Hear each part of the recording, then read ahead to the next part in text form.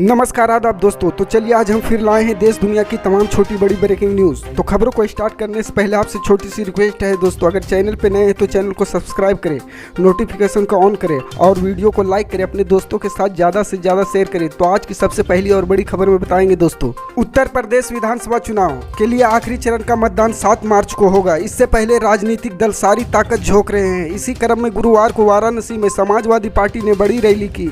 इसमें पश्चिम बंगाल की सीएम ममता बनर्जी, सपा के राष्ट्रीय अध्यक्ष अखिलेश यादव, राष्ट्रीय लोक दल के नेता जयंत चौधरी, सुखदेव भारतीय समाजवादी पार्टी के मुखिया और पूर्व कैबिनेट मंत्री ओपी राजभर भी मौजूद थे। ओपी राजभर ने दावा किया कि 10 मार्च को भारतीय जनता पार्टी की विदाई तय है। पूर्व कैबिनेट मंत्री ने कहा, बीजेपी की विदाई होकर रहेगी। 10 मार्च को 10 बजे मेरे अंगने में तुम्हारा क्या काम है और चल सन्यासी मंदिर में गाने बजेंगे। इसी रैली में अखिलेश यादव ने भी भाजपा निशाना साधा था। उन्होंने कहा था, वाराणसी के जिस गांव को प्रधानमंत्री जी ने गोद लिया था, उस गांव का प्रधान चुनाव भी भाजपा का प्रत्याशी हार गया।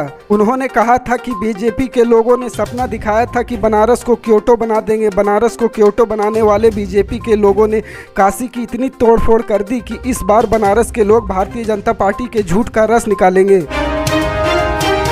उत्तर प्रदेश की सत्ता में वापसी के प्रयास में लगे अखिलेश यादव ने शुक्रवार को अपने घोर विरोधी माफिया मुख्तार अंसारी के बेटे अब्बास अंसारी के समर्थन में चुनावी सभा को संबोधित किया। उत्तर प्रदेश के विधानसभा चुनाव 2022 में छोटे दलों के साथ लेकर उतरे समाजवादी पार्टी के मुखिया अखिलेश यादव ने आज मऊ में सुहेलदेव भारतीय समाजवादी पार्टी के प्रत्याशी अब्बास अंसारी के समर्थन में मऊ में सभा के दौरान भारतीय जनता पार्टी पर बेहद गंभीर आरोप लगाया है। अखिलेश यादव ने कहा कि उत्तर प्रदेश के चुनाव में जब समाजवादी पार्टी और छड़ी साथ आई, तभी से सभी विरोधियों के छक्के छूट गए। इस दौरान उन्होंने कहा कि हम लोग गंगा मैया का पानी उठाकर सच बोलने की कसम लेते हैं, लेकिन भाजपा के सभी लोग गंगा मैया के पानी में जाकर स्नान करने और उससे छूने के बाद भी झूठ बोलते हैं। उन्होंने कहा कि भाजपा के लोग कसम खाने के बाद भी झूठ बोलते हैं। आजकल तो भाजपा का छोटा नेता छोटा झूठ और बड़ा नेता बड़ा झूठ बोल रहा है।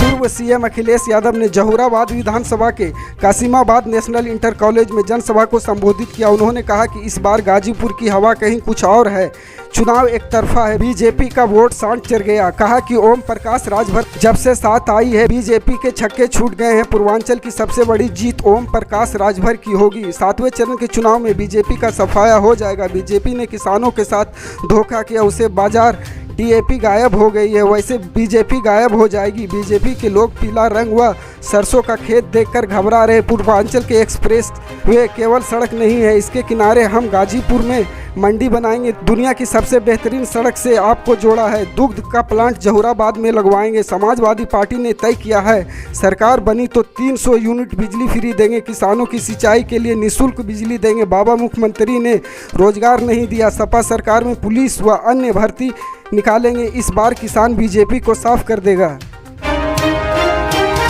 उत्तर प्रदेश विधानसभा चुनाव में आखिरी चरण के लिए 7 मार्च को मतदान होना है, लेकिन इससे पहले आम आदमी पार्टी के नेता और राज्यसभा सांसद संजय सिंह ने बड़ा ऐलान किया। उन्होंने कहा, अगर बीजेपी को बाहर रखने के लिए आम आदमी पार्टी की जरूरत पड़ी तो वे सपा के साथ हाथ मिला सकती है। संजय सिंह ने कहा, अगर यूपी में चुनाव नतीजे के बाद हमें बीजेपी को रोकने के लिए सपा में जाने की जरूरत पड़ी तो हम सपा के साथ हाथ मिलाने को तैयार हैं। संजय सिंह ने कहा, पंजाब में हमारी सरकार बन रही है, उत्तराखंड और गोवा में भी सकारात्मक परिणाम आएगा। आप राजनीति के लोगों तक पहुंच रही है, यह धारा के विपरीत काम है, पर जो हो जाएगा। उन्होंने कहा, आप पी में पकड़ बना रही है, लोग अब विकास के नाम पर वोट दे रहे हैं। यूपी को कास्ट पॉलिटिक्स के ऊपर उठना होगा। संजय सिंह ने कहा, यह हमारी उपलब्धि है कि सारी पार्टियां हमारे घोषणा पत्र की नकल कर रही है, चाहे वह 300 यूनिट फ्री बिजली का वादा हो या कुछ और हो।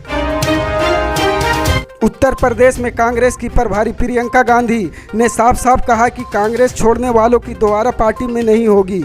उन्होंने कहा कि जब तक वो प्रभारी हैं तब ऐसे नेताओं के लिए पार्टी में कोई जगह नहीं है। बता दें कि उत्तर प्रदेश चुनाव से पहले कई कांग्रेस नेता हाथ छोड़ बीजेपी का दामन थाम लिया था। एक न्यूज चैनल से बातचीत करते हुए प्रियंका ने कहा, जो पार्टी छोड़कर चले गए उनके लिए हमारे दरवाजे कभी नहीं खुलेंगे। जब तक मैं प्रभारी हूं तब तक उनके लिए पार्टी में कोई जगह नहीं है। जब लड़ना था तब, जब हिम्मत चाहिए थी तब आप दुम दबाकर भाग गए। आज जो कार्यकर्ता लड़ रहे हैं पार्टी के पदों पर, उनका हक है।